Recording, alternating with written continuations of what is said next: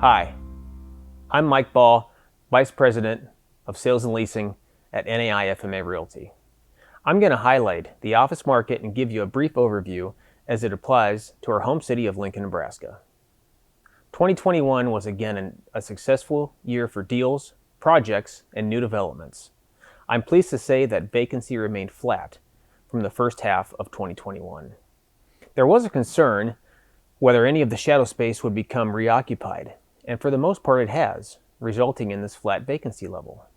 In the CBD, there has been some larger occupancy losses. The state has vacated out of the Golds building at 1033 O Street.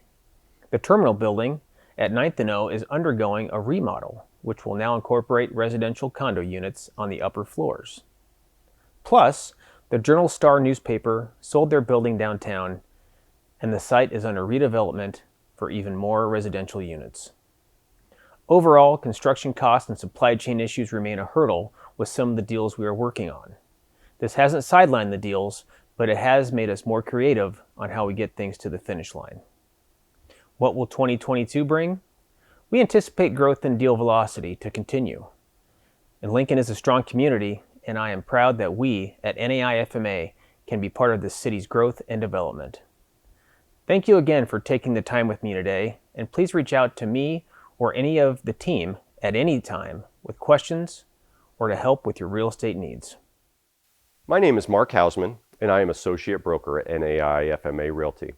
I'm going to give a quick summary of the 2021 industrial market.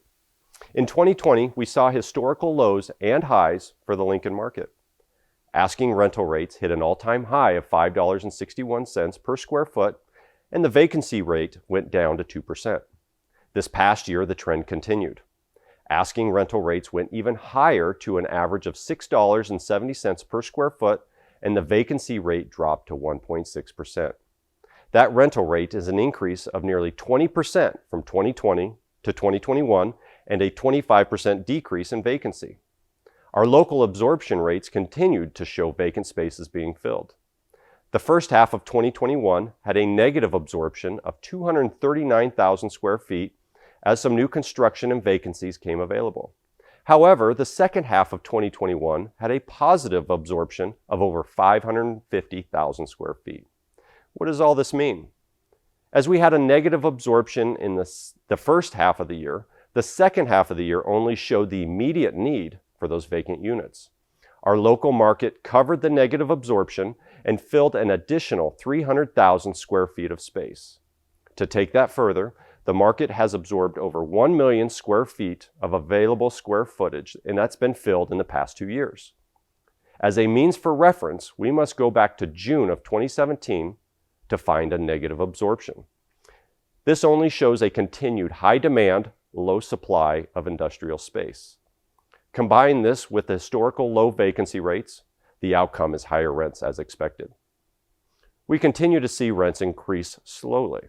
This increase is a basis from high demand and higher selling prices.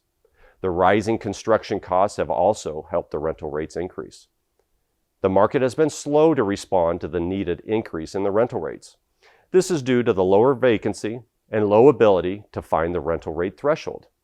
As we compare the elevated costs of selling prices and the cost of construction, combine this with the current market rental rates, we in turn end with compressed cap rates. As construction supplies and labor continue to rise, there is the fair likelihood that rental rates will continue the upward trend as investors find the balance and rate of return for their real estate investments. The next year should continue with all these trends as inflation, consumer demand, and supply chain constrictions remain. Our industrial market continues to change and is fluid in nature.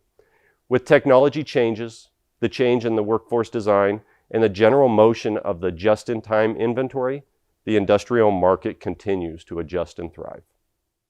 Hey everyone, I'm Jared Freilich, a commercial agent at NAI FMA. I'm going to talk a bit about the state of retail as it pertains to our city of Lincoln. In giving this talk a year ago, we discussed the fact that there had been a pretty sizable increase in vacancy, mainly due to the pandemic. We had seen some retailers thriving while many were struggling. But in the second half of 2021, we're grateful to say that we've actually seen a bit of a rebound in the retail market. In fact, we've seen a decrease in vacancy, and we've seen an increase in net absorption. There were some notable and interesting retail changes that I wanted to share. In the last report, we shared how the downtown YMCA had closed, and now we're able to share that this building has now been purchased by an investor who will provide many new opportunities in that building. Additionally, the former downtown Old Chicago space, which closed early in the pandemic, had been vacant for a couple years, is now occupied by JJ Hooligans, a bar that has had a presence in the Haymarket for years. The last big change I'll mention is that the former Bed Bath & Beyond space on North 27th is now occupied by Hy-Vee, and it will be used as their own liquor store.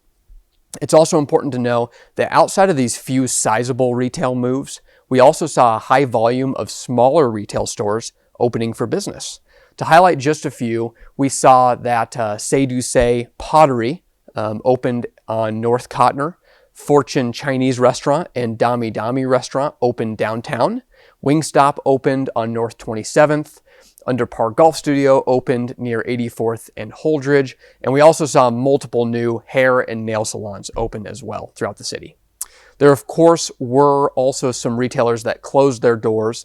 Rutabaga's restaurant closed downtown, Super Clips left 33rd and Holdridge, Subway left West O, and Dino's closed on 84th and Van Dorn.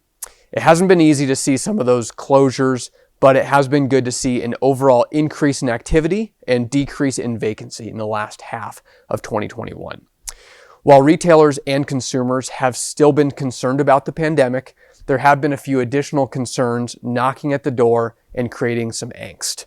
Those concerns include the rising inflation, the continued high cost of construction, the anticipated rise of interest rates, and those stubborn supply chain issues that never seem to go away.